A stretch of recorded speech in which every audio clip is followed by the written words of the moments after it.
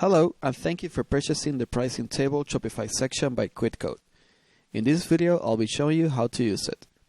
With this section, you can display multiple columns with custom content, along with a section title and a text block. This is useful for site visitors to compare different products or services.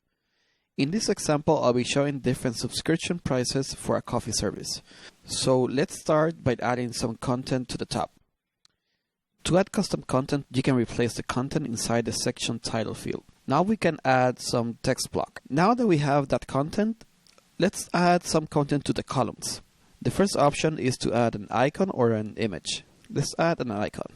Next, we have an optional subtitle. Let's say something like this. Okay. The next one is an option for highlighting the subtitle. When enabled, this will place the subtitle at the very top of the column and allow for background color. For example, if I enable this, like this, it will go all the way to the top and I can add a background color to it. Then we have the column title. Next, we have the price field. Next, we have the features field. In here, you can add more details about your service or your product. Then we have the button URL and a button label. In case you don't want a button, you can just remove this label and the button will get removed. Okay, but on this example, I'll need a Shop Now button and I want to link it to a product. Next, we have the button alignment inside the columns. By default, the button will align at the bottom, but you can also align it below the content. Maybe on this column, we won't see it, but if I enable that to be below the content on this one, you'll see that the button will align closer to the content instead of being forced to the bottom. Next, we have an option for enabling custom styling on this column. When this is enabled, this will override the styling from the section settings. If I enable this, I can adjust the colors of this specific column and it will look like this. And you can adjust the border width, the border color. So let's see if I add something like that, maybe make it a little bolder. And then you have the text styling. You can update the color of the subtitle, which is this one at the top. Then we have the colors for the other elements. You have the title, price, and features. Then we have the button styling. You can adjust the border width, the text color, maybe this color, and the text color also like that. Then at the bottom we have the hover colors. These colors are when the user puts the cursor on top of the button, those colors will appear. I'm going to add more content to the other two columns and speed up the process.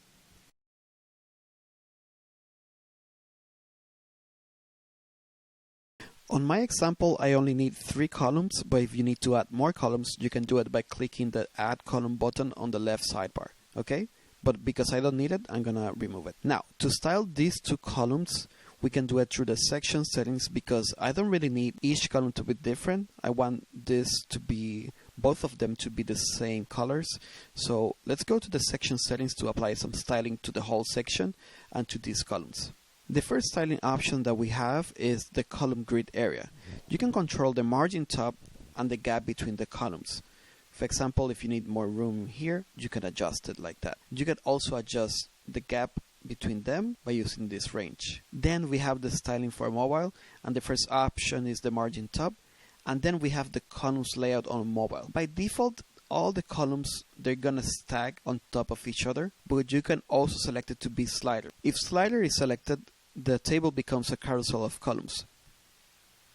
Then we have the columns on mobile. The default is 1, but you can put 2 if you like. Okay, but for this example, I really like to be 1. And then we have the gap between columns on mobile and the column max width. This is useful in case that you don't want to expand all the way when using one column, so you can adjust it in here and it will be by %. Then we have the carousel settings.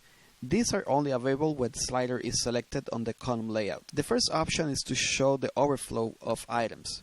For example, if I enable this, you'll see a glimpse of the next column. And in case there's a previous and next column, you'll see both. On this example, I'm going to leave it without the overflow. Then we have the carousel line color. These are for these toggles right here. You can customize this. Then we have the background color for those arrows. By default is white, but you can select any color that you like. You also have an option to add a custom arrow on the left and on the right. Then we have the arrows position. By default, they'll be at the bottom, but you can also select it to be center, like this. On this example, I'm going to leave it at the bottom. Then we have the margin top for those arrows on mobile. By default, it's 10, but you can adjust this to make more room for those arrows. Then we have the gap between those arrows, but you can also adjust this to add more space between them.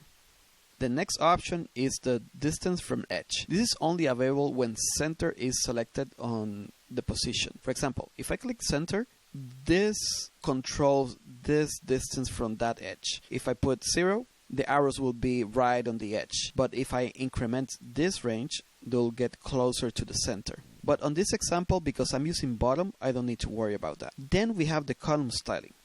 This will be applied to all columns except the ones that has the custom styling enabled, like this one. Right now, the column background color is white, but I can add any color, maybe something like that, and maybe a border color, okay?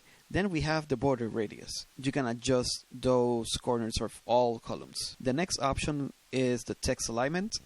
You can put it on the center, left, or right. Then we have the padding top, padding bottom, and horizontal padding. The padding is the distance inside the element. So for example, if I have horizontal padding at 20, it's 20 pixels of the content from the edge of that wrapper. If I increment this, there'll be even more space between the content and the edges of the wrapper. But I don't really need so much space, so I'm gonna leave it around 20 because that works for me. Then we have the styling for mobile, the same. Then we have the styling for the images.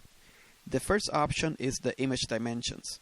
Right now it's original, but if you have custom images that you want to use as portrait, you can select it from here, or square, or landscape. But because these icons are square, by default I can use either original or square. So this crop works perfect for this icon. Then we have the column image max width. By default is 50%, but you can select it to be 100% of the wrapper, okay? But I really don't need to be so big, so maybe I'll make it a little less, like that. Then we have the margin top, okay? And with this we control that distance from the top inside the wrapper. But maybe I don't need so much space, so I'm gonna reduce this.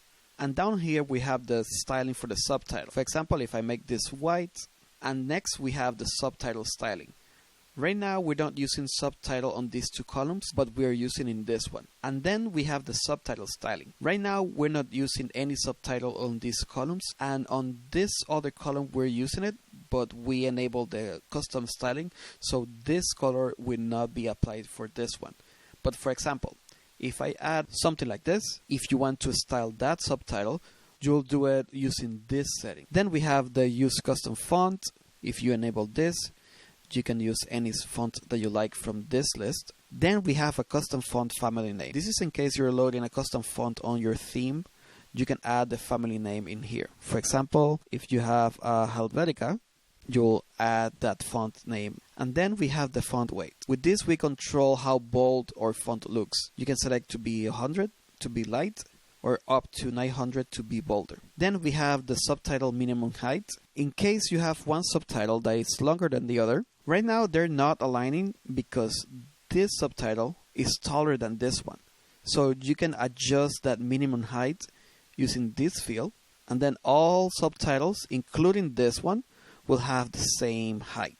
But on this case, I don't really need so much room, so I can leave it at 0 because there's no minimum height. I want the subtitles to adjust accordingly. Then we have the top margin and the bottom margin. Next we have the font size. With this we can control how big that font is. And next we have the line height. This controls the distance between characters vertically. If you leave it at 0, it will be the default from your theme. But if you need to adjust that distance, you can do it right here using this field. I'm going to leave it at 0 because I don't really need to adjust it. Then the letter spacing is the distance but horizontally. For example, if I need to make more room between the characters, I would adjust this letter spacing, and it will add those spaces in between. But on this example, I'm going to leave it at 0. And then we have the styling settings for mobile. On my example, I don't really need these two subtitles, so I'm going to remove it. Okay, and maybe this subtitle is too big, so I'm gonna make it a little less. Okay, now let's move to column title styling. You can adjust the color, and then the same, the custom font, the family name, the font weight, the minimum height, and then we have the top margin, bottom margin, and the font size. Maybe we need to have this a little bigger. Looks fine for me. Next we have the same for mobile, okay? And down here we have the column price styling, which is this right here. We can do it like that, and maybe a little bigger. Then we have the same for mobile. And then we have the styling for the features, which is this text right here. So you can adjust the color, the font name, the font weight, and the same options: top margin, bottom margin, font size, line height, and letter spacing.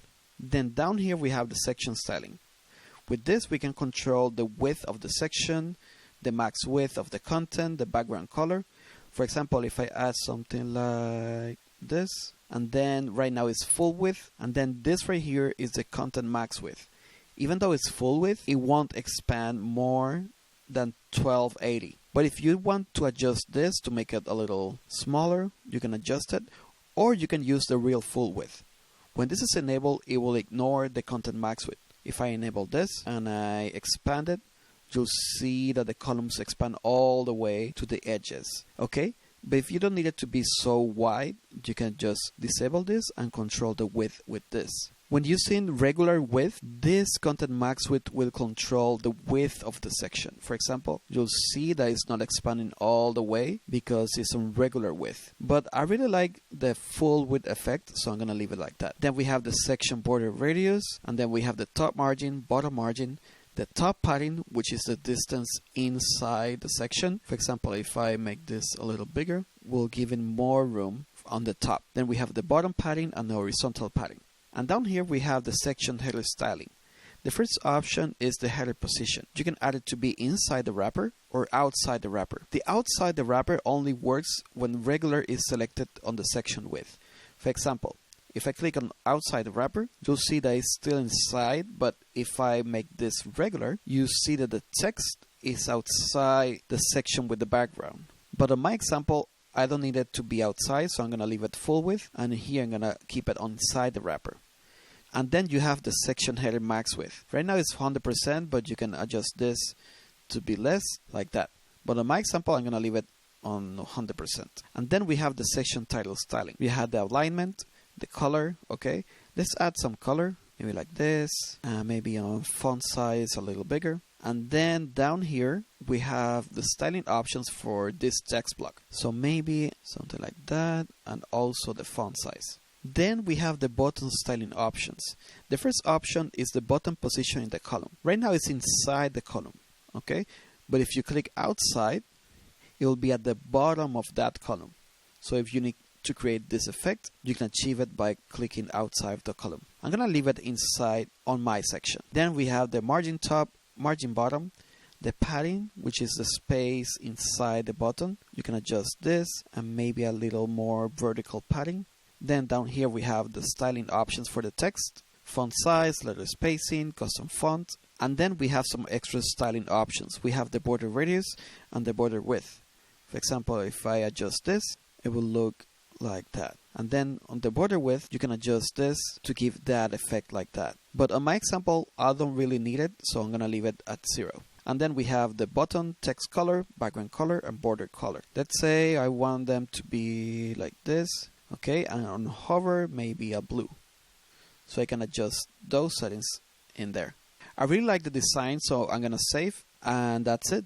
Thank you again, and if you have any questions or if you run into any issues, please don't hesitate to contact us via our support page on our website.